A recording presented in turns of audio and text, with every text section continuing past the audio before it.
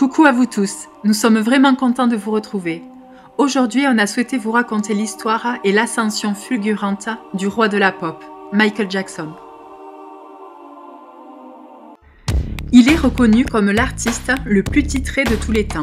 Il est une figure principale de l'histoire de l'industrie du spectacle et l'une des icônes culturelles majeures du XXe siècle.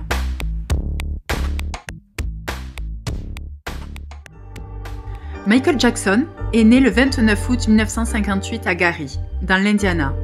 Il est un auteur, compositeur-interprète, danseur et chorégraphe américain. Il est le septième de 9 enfants, de Joseph Walter Jackson et Catherine Esther Scruggs. La famille vit dans une petite maison pourvue de 2 chambres seulement, dans la ville ouvrière de Gary, au sud-est de Chicago. Son père, qui joue de la guitare dans un groupe Rhythm and Blues, appelé The Falcons, travaille comme simple ouvrier dans une aciérie, tandis que la mère élève ses enfants et travaille de temps en temps pour apporter un complément de revenus au foyer. Joseph Jackson est un père autoritaire et intransigeant. Michael Jackson commence à chanter avec ses frères à l'âge de 6 ans et commence sa carrière professionnelle à l'âge de 11 ans au sein des Jackson 5, groupe formé avec ses frères aînés. Ils se produisent d'abord à Gary, remportent tous les concours auxquels ils participent et acquièrent une renommée locale. Leur père obtient pour eux des auditions le week-end à Chicago, New York et Philadelphie. Les 5 garçons continuent à aller à l'école la semaine. En 1968, la famille part s'installer à Détroit, où Berry Gordy, président de la Motown Label de musique soul, composé principalement d'artistes noirs, convoque les Jackson 5 pour une audition et décide rapidement de les engager. En août 1969, le groupe est officiellement présenté à la presse par Diana Ross, qui fait figure de marraine.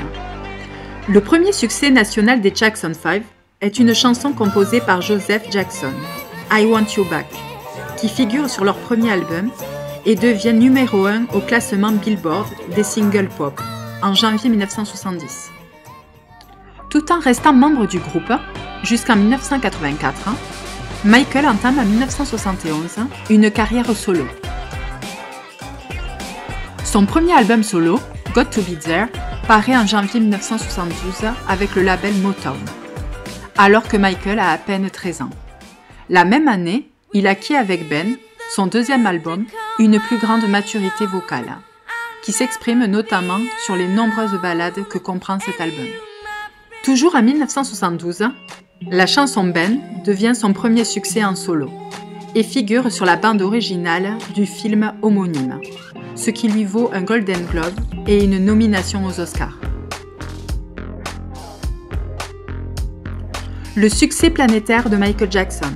En 1979, il sort son premier album chez Epic, Off the Wall, coproduit avec Quincy Jones, qu'il a rencontré sur le tournage de la comédie musicale The Wiz, environ 2 ans plus tôt.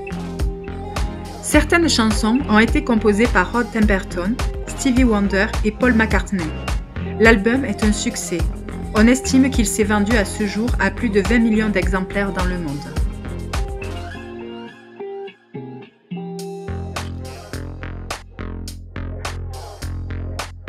Le 1er décembre 1982, Michael Jackson sort Thriller, deuxième album créé en collaboration avec Quincy Jones, qui remporte un succès immédiat. 1 million d'exemplaires en 1 mois, 10 millions la première année. C'est l'album le mieux vendu aux États-Unis en 1983 et 1984. En mai 1984, il est reconnu par le livre Guinness des records comme l'album le plus vendu de tous les temps. Les estimations actuelles sont de 66 millions d'exemplaires.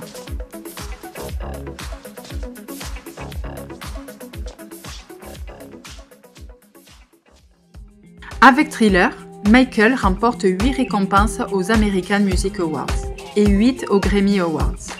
Et le 20 novembre 1984, il obtient son étoile sur l'Hollywood Walk of Fame.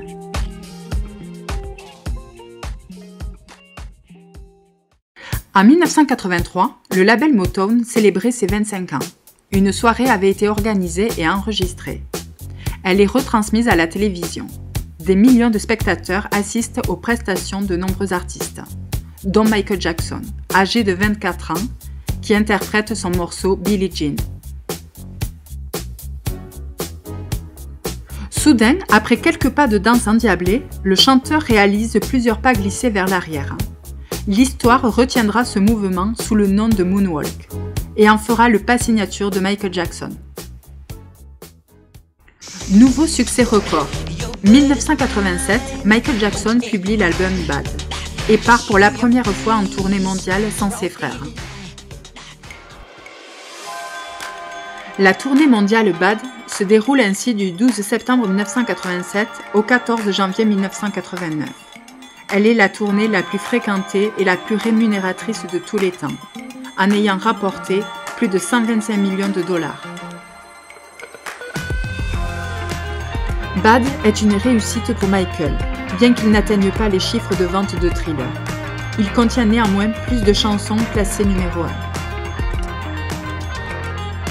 Michael Jackson entre à nouveau dans l'histoire de la musique en devenant le premier artiste dont 5 singles d'un même album sont classés numéro 1 au Billboard américain. Alors que la célébrité de Michael est à son comble, les publicistes commencent à le surnommer « Roi de la pop ».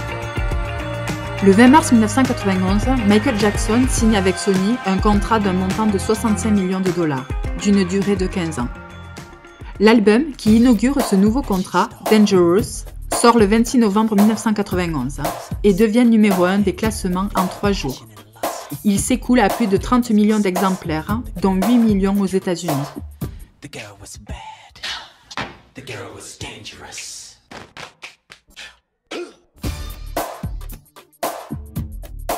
Pendant sa tournée mondiale Dangerous Tour, de juillet 1992 à novembre 1993, Michael annonce la création de son organisation caritative, Heal the World, dont le but était de venir en aide aux plus démunis. À la 35e cérémonie des Grammy Awards, le 28 février 1993, Michael Jackson reçoit un Grammy Legend Award des mains de sa sœur Janet. Les années 2000. Son succès ne se dément pas et la sortie de son album Invincible en 2001 et de sa compilation Number One 2 ans plus tard restent des événements et toujours très attendus par ses fans qui continuent de guetter ses moindres apparitions.